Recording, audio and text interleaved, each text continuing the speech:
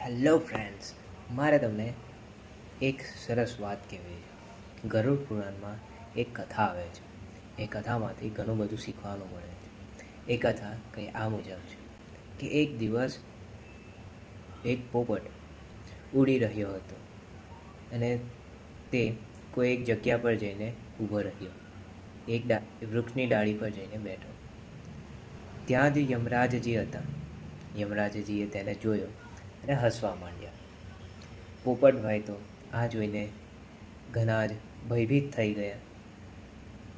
તેઓ એટલા ડરી ગયા કે તેઓ પોતાના પરમ મિત્ર ગરુડજી પાસે ગયા. ગરુડજી એટલે એવા પક્ષી કે જેમનું નેટવર્ક સ્વર્ગલોકથી માંડીને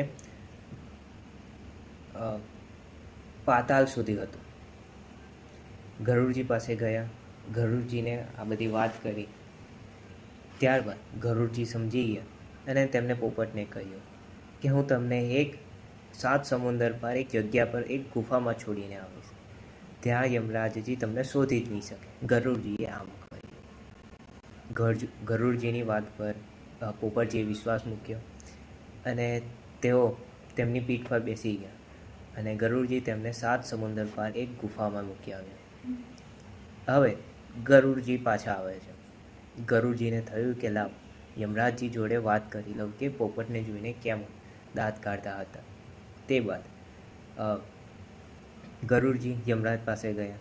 યમરાજજીને પૂછ્યું કે તમે સવારમાં પોપટને જોઈને કેમ દાંત કાઢતા હતા. તો યમરાજજીએ હસીને કહ્યું કે એ પોપટનું મૃત્યુ 7 સમુંદર પાર એક ગુફામાં થવાનો હતો અને મેં વિચાર્યું કે એક પોપટ 7 સમુદ્ર પાર કઈ રીતે જશે. તે બાદ ગરુડજીને તેમની ભૂલ સમજાઈ અને એટલી જ વારમાં યમલોકના દ્વાર પર એ પોપટની આત્મા આવી ગઈ હતી.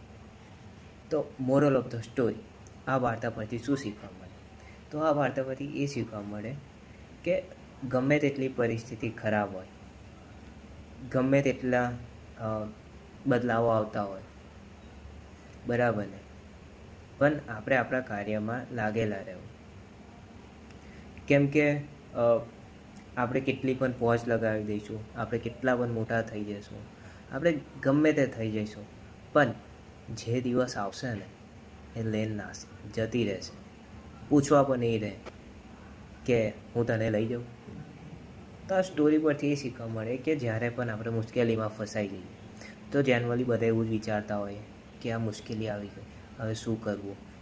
એ મુશ્કેલીના વિચારો કર્યા કરે. અને જે વ્યક્તિ મહાન બની ગયા છે, જે હમણાં મોટી પોસ્ટ પર છે અને ગમે ત્યાં પણ પોતાની કારકિર્દીમાં સફળ છે, એ વ્યક્તિઓ શું કરે? તો જે પ્રોબ્લેમ હોય ને એનું સોલ્યુશન શોધે છે, બરાબર. એટલે પોતાની મુશ્કેલીને વિચારવા કરતાં તેનું સોલ્યુશન શોધવાથી તેનું પરિણામ મળે છે.